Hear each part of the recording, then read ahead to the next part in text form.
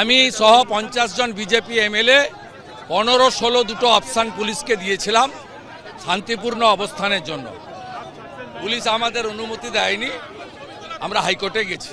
High court আগামীকাল শুনে সিদ্ধান্ত নেবেন। হাইকোর্ট আশা করি হাইকোর্ট গণতান্ত্রিক ব্যবস্থায় করবেন। আমরা 50 জন এমএলএ যাব, কোনো সমর্থক যাবে না, কোনো আইন হাতে তুলে নেবে না। বেলা 11টা থেকে 5টা 15-16 দুটো দিন দিয়েছি অপশনাল, কিন্তু দুটো ডেটই ওরা রিজেক্ট করেছে হাওড়া পুলিশ কমিশনারেট। আমরা হাইকোর্টের অপেক্ষায় আছি। বিজেপি বিজেপি কি করতে পারে? নবান্নর পাশে বসে থাকবে, সেকেন্ড হুগলি ব্রিজ থেকে নবান্নর দিকে তাকিয়ে দেখবে, নবান্নর ছবি দেখবে, সামনে দিয়ে পাশ দিয়ে যাবে। বিজেপি তো কোনোদিন নবান্নের ভেতরে উপরে উঠতে পারবে না।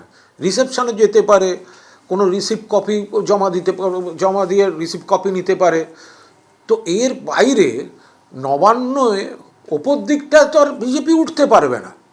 ফলে ওদের ওই মনের মধ্যে একটা অতৃপ্ত বাসনা আছে 4-5টা ঘুরঘুর করার, বাকিটা প্রশাসন দেখবে। আইপ্যাক কাণ্ডে তোলপাড়ের মধ্যে কয়লা পাচার মামলায় তৎপর ইডি। এবার কলকাতার কয়লা পাচার মামলায় তৎপর হলো এনফোর্সমেন্ট ডিরেক্টরেট। দিল্লির পর কলকাতার মামলাতেও সক্রিয় ইডি। দুই কয়লা ব্যবসায়ী নরেন্দ্র খারকা ও নীরদ মণ্ডলকে তলব করা হয়েছে চলতি সপ্তাহে। ব্যবসায়ী কৃষ্ণ মুরারি কয়ালকেও ইডির তলব।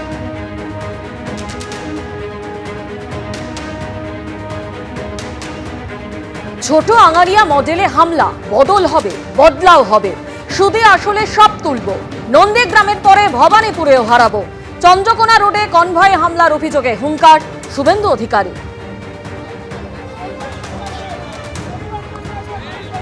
তখন রাত্রি 8:20 বাজে আমি চন্দ্রকোনা রোডের এই যে চৌমাথা এইটা পার করানোর পরে অতর্কিতে এখানকার গ্রাম পঞ্চায়েতের প্রধান মণিকাঞ্চন গুন্ডা আর সঙ্গে মমতার পুলিশ 10টা পুলিশ, তারা একযোগে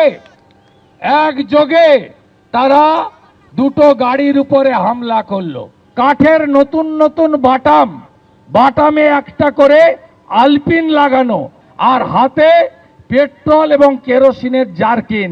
সরাসরি বাংলাদেশে যে কায়দায় হিন্দুদের উপরে অত্যাচার হচ্ছে, পুড়িয়ে মারা হচ্ছে, গাড়ির উপরে আক্রমণ হচ্ছে, ওইখান থেকে শিখে পশ্চিমবাংলার বিরোধীদের প্রধান বিরোধী দল ভারতীয় জনতা পার্টি আগামী নির্বাচনের আগে যাতে সবাইকে শেষ করে দিতে পারে, ছোট আঙ্গারিয়া মডেলে সেদিন হামলা হয়েছে।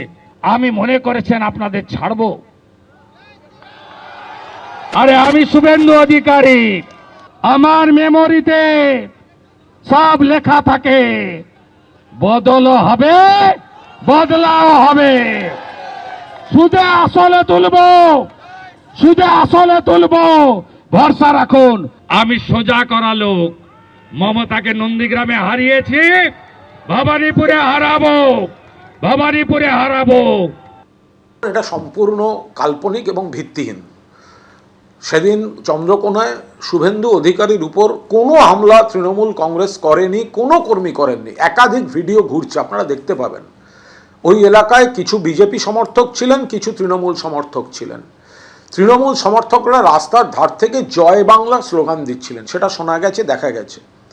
আর বিজেপি সমর্থকরা তাদের নেতা আসছেন বলে একটি অতি উৎসাহে এগিয়ে গেছিল গাড়ির দিকে, এবং কেন্দ্রীয় বাহিনী যারা শুভেন্দুর সঙ্গে ছিল তারা ওই আলো আঁধারির মধ্যে বিজেপি সমর্থকদেরই বুঝতে না পেরে ফেলে পিটিয়েছে। তো এখন বিজেপির সেটা মুখ পুড়েছে। বিজেপির লোকেরা নিজেদের নেতার কাছে এগিয়ে গেছেন, নিজের নেতার দেহরক্ষী তাদের ফেলে পিটিয়েছে রাস্তায়। এখন এইসব থেকে মুখ ঘোরাতে এই ধরনের আষাঢ়ে গল্প ভাঙছেন। তৃণমূলের একটি ছেলে মারতে যায়নি, আর এইসব কেরোসিন অমুক তমুক এইসব কথা একদম সম্পূর্ণ অবান্তর। এবিপি আনন্দ, এগিয়ে থাকে, এগিয়ে রাখে।